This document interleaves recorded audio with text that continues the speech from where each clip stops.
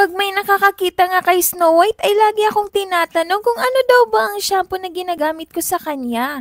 Kasi hindi visible yung stain niya at smooth and shiny daw ang hair niya. Hoy, puwera usog naman!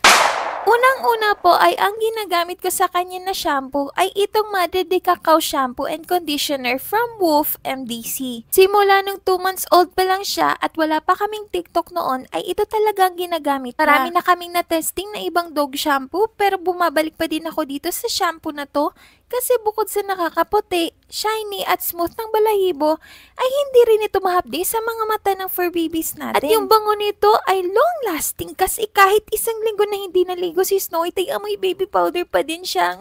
Nakakagigil! Pangalawa ay pinapatake ko din po siya nitong Dr. Sheba Silky Fur for shiny and healthy glowing hair. At pangatlo, syempre kailangan natin suklayin yung fur nila araw-araw once a day para maiwasan ang pagbuhol-buhol nito. Sa mga gusto palang bumili ng dog shampoo at nitong Dr. Sheba Silky Fur, ilalagay ko na lang dyan sa yellow basket sa baba. I-click nyo lang yan at dyan ako bumili nun. At yun lang, sana may natutunan kayo at nag-enjoy kayo sa video na to.